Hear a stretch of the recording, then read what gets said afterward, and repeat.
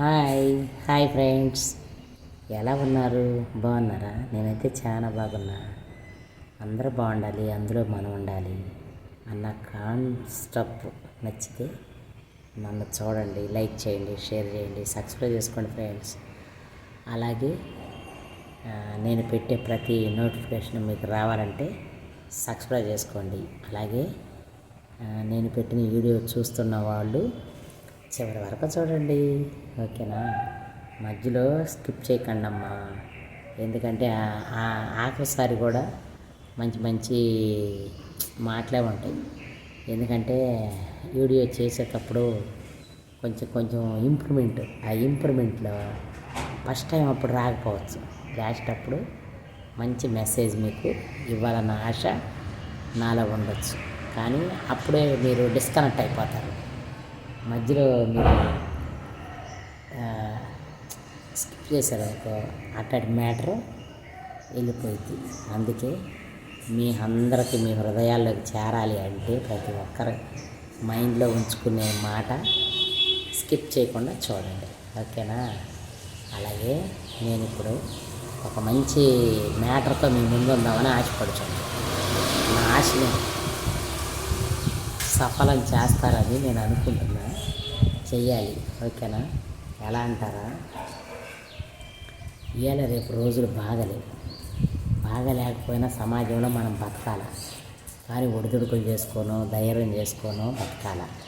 ఈ ధైర్యానికి తోడు మనకి మన భర్త, మన పిల్లలు మనకు అండుంటే మనం ఎక్కడికైనా వెళ్ళి జయించగలం. లేదంటే కూర్చున్న కాడే కూర్చోగలం. అదే అంటారు చూసావా, తడిసిన పేడ తట్ట. ఇదొక బూతి. తడిసిన పేడ తట్ట అనేది కూడా బూతు లాంటిది. ఎందుకంటే ఈ సంపాయిలేంది గట్టే అంటారు కదా. స్త్రీలని ఎప్పుడైనా ముందంచులో ఉండాలి, వెనకంచులో ఉండకూడదు. ఇవాళ రేపు ఫ్లైట్లు నడిపేవాళ్ళు, షిఫ్టుల్లో అప్పుడు లేదంట ఆ రోజుల్లో బడిపొంతులమ్మలు, కోర్టులో టైపింగ్లు, వీటికే సాలు మన పిల్లలు అనుకున్న వాళ్ళు కూడా ఇప్పుడు ఒక రేంజ్లో ఉంటున్నారంటే ఆకాశాన్ని కూడా భూప్రపంచం పైన ఒక ఆమె వెళ్ళింది. ఆమె తినేది కూరగాయలు, బెండకాయలు, దొండకాయలు, ఆకుకూరలు మాత్రమే అంట. మాంసాహారం కూడా ఎక్కువ తినకూడదంట. తిన్నామనుకో బ్రెయిన్ పనిచేయదంట. కూరగాయల్లోనే బాగా బ్రెయిన్ ఉందంట. ఎలా అంటే నేను హాస్పిటల్ అయితే ఏం తింటావమ్మా అన్నాడు. అనగానే అది మరి శుక్రవారం ఫ్రీగా చూస్తారంటే మా వదిన నేను తీసుకెళ్తే చెప్పాను, అన్నీ తింటాను నేను అన్నా. అన్నీ అంటే అన్నాడు, కూరగాయలు అన్నీ తింటాను, మటన్ చికెన్ కూడా తింటాను అన్నా. మటన్ చికెన్ తక్కువ తిను, ఎక్కువ కూరగాయలు తిను, పప్పు తిను అన్నాడు. నేను వెంటనే క్వశ్చన్ వేసాను, పప్పు గ్యాస్ సార్ అన్నా. ఎవరు చెప్పారు నీకు గ్యాస్ అని? పప్పు మరింత వేసుకో, అన్నం కొంచెం వేసుకొని తిను. ఏ కూరగాయలైనా సరే అన్నం తక్కువ, కూరగాయ ఎక్కువ వేసుకొని తిను అన్నాడు. అయ్యో నా తినం సార్, మటన్ చికెన్ అయితే తింటామన్నా. దాంట్లో ఏం బలం ఉండదు. బలం ఉంది అనుకుంటున్నారా మీరు? పప్పులో ఉన్నంత ఐరన్ దేంట్లో లేదంట. కానీ మనోళ్ళు పప్పును తీసి పారేస్తారు కదా, గ్యాస్ అంటారు.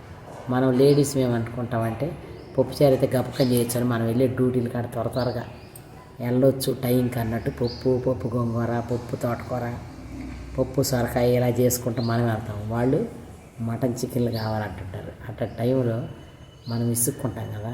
పప్పే కరెక్ట్ అని మంచిగా డాక్టర్ సలహాలాగా ఎక్స్ప్లెయిన్ చేసామనుకో, మన భర్తలో ఏనారు పెద్ద ముదురులు కరెక్టే కాదు. మాకు చెప్పేలే కానీ నువ్వు చేయలేక ఇట్లా చదువుతున్నావులే అంటారు. అందుకని మనం కూడా వాటిని స్కిప్ చేసేస్తాం. ఎందుకు పోనీలే అని ఎక్కువ శాతం ప్రిఫరెన్స్ వీటికే ఇస్తాం. కానీ తినాలి, అవి తినాలి, ఇవి తినాలి. డాక్టర్లు అలా చెబుతూ ఉంటారు, కానీ మనం తింటూ అనారోగ్య పాలవుతున్నాం. అనారోగ్యంగా ఉంటున్నానికన్నా ఇష్టపడుతున్నాం, కానీ ఆరోగ్యవంతమైన వాటి కోసం ఉంటున్నాం.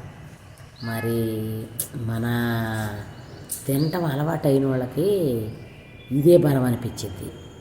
ఏటకాళ్ళు సూపు, జ్వరం వస్తే మనకు గుర్తొచ్చేది కోడి సూపు, మటన్ సూపు, ఏటకాళ్ళ సూపులు ఇవి గుర్తొస్తాయి మనకి. నిజమా కదా?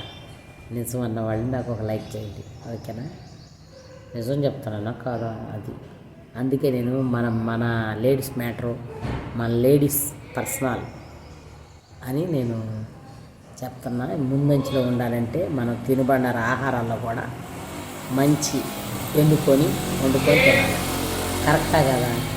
కరెక్టే అన్నవాళ్ళు నా వీడియోని ఫాలో అవ్వండి. ఒక్కోసారి ఇట్లా చెప్తా, ఒక్కోసారి పరిచర్య సంగతి చెప్తాను. నేను దేవుని పరిచర్య కాదు కానీ సేవా దృక్పథం అనేది కూడా నేను చెప్పాలని ఆశపడతా. ఒక్కోసారి ఎవరికైనా చేసిన మేలు ఎప్పటికీ పోవు, దేవుడు మన వైపును చూస్తూనే ఉంటాడు అనేది నా నమ్మకం, నా దృఢమైన విశ్వాసం. అది మీలో కూడా ఉండాలి.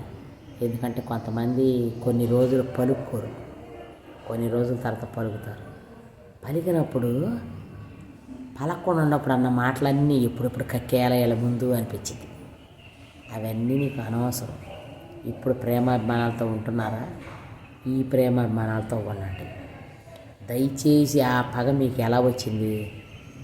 మీ ఫ్యామిలీలో వాళ్ళ కాడ ఏమన్నా ఎక్కువగా అతిగా నువ్వు కూర్చుంటేనన్నా వచ్చింది, వాళ్ళ కాడ నువ్వు అప్పు చేస్తేనన్నా వచ్చింది ఎడబాటు. వాళ్ళ కాడ నువ్వు తక్కువ తీసుకున్నా, ఏమి తీసుకోకుండా ఫ్రెండ్షిప్ మెయింటైన్ చేస్తే ఎప్పటికీ రాదు, నీకు రాదు, వాళ్ళకి రాదు.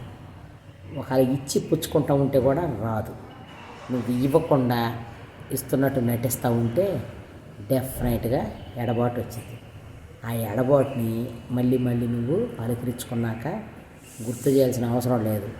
అది నీ లోటుపాటు ఉంటే నువ్వే అణిచివేసుకో. ఆమె కాలం నీ తప్పు ఇప్పుడు ఎప్పిపెట్టినా నీ దగ్గరే ఉంది కాబట్టి లోపం నువ్వు అణుచుకో. లేదంటే నాదే తప్పు ఉంది అన్నట్టుగా మాట్లాడకుండా ఉండాలి. అది మళ్ళీ ఇద్దరి మధ్య కిరికిరి రాకుండా ఉండాలంటే అట్లా ఫ్రెండ్షిప్గా ఉండాలి అంటే మనం తగ్గి ఉండాలి. ఒకళ్ళ కింద అప్పు చేసేటప్పుడు తెలుసుకోవాలి, అప్పు ఎందుకు చేస్తాము. అప్పు ఇచ్చేవాడు అప్పు తీసుకునేవాడికి, అప్పు తీసుకుంటున్నాడు అప్పు ఇచ్చేవాడికి దాసుడు. అది బైబిల్లోనే రాశాను. మరి దాసురాలు అయిపోయినట్టేగా, వాళ్ళ ఇంట్లో గిన్నెలు కడిగినట్టే, వాళ్ళ ఇంట్లో అంటులు తవ్వినట్టేగా, నువ్వు వాళ్ళ ఇంట్లో పని చేసినట్టే కదా. మరి ఎందుకు చేస్తాను అప్పు? చేయొద్దు. అందుకే తీర్చేవనుకో సమానం. అప్పు తీరవాలి. ఎప్పుడైనా తీసుకున్నప్పు తీరిస్తేనే దేవుడు కూడా క్షమిస్తాడు. ఇదైతే గుర్తుపెట్టుకోండి. మీలో ఎవరన్నా కొంతమందికి ఎవరికన్నా డబ్బులు ఇవ్వాలి అని ఉంటే నెమ్మిరి పెట్టుకొని వాళ్ళకి తీసుకుపోయి ఇవ్వండి. ఎవరు రుణం ఉంచుకోవద్దు. ఎక్కడ ఉంచుకున్నా దేవుడు నీకు ఏడే డబల్ తీసుకుంటాడు, త్రిబుల్ తీసుకుంటాడు. డబల్, త్రిబుల్, ఇంకా 6లు కూడా ఉంటాయి, 5లు కూడా ఉంటాయి, 10లు కూడా ఉంటాయి. ఏడే తీసుకుంటాడు నీకు. ఆ వారన్నీ ఏడే తీసుకొని పరలోకం వేసుకుంటాడు. ఇదంత అవసరం మనకి. లేదా రూపాయి కాడ ఆశపడితే 10 రూపాయలు మళ్ళీ ఆడ చెల్లించి కూడా దేవుడి కాడ మళ్ళీ పశ్చాత్తాపడాలి. అంత అవసరమా? దేవుని బిడ్డలు అయితే, దేవుని బిడ్డలు కానీ దేవుని బిడ్డలకు కాకపోని కాక ఎవరు చూసినా నా వీడియో అప్పు ఎవరి కాడ తీసుకుంటే దయచేసి ఇవ్వండి. అదంతే పెట్టుకున్నావు అనుకో, అది నీకే నష్టం. నువ్వే సగం సంకన అయిపోతావు. ఇది షూర్. ఓకేనా? నమ్మినోళ్ళు ఇష్టమై తీరుస్తున్నామమ్మా, కరెక్టే చెప్పావు అన్నవాళ్ళు నాకు ఒక లైక్ చేయండి, షేర్ చేయండి, నా వీడియోలు ముందుకు తీసుకోండి, సబ్స్క్రైబ్ చేయండి. ఓకేనా?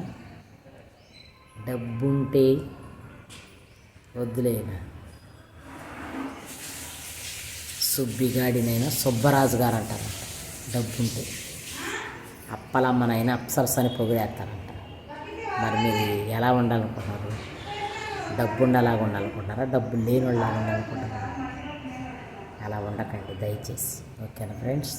నచ్చినట్లయితే నా వీడియో లైక్ చేయండి, షేర్ చేయండి, సబ్స్క్రైబ్ చేయండి. ఓకేనా? బాయ్.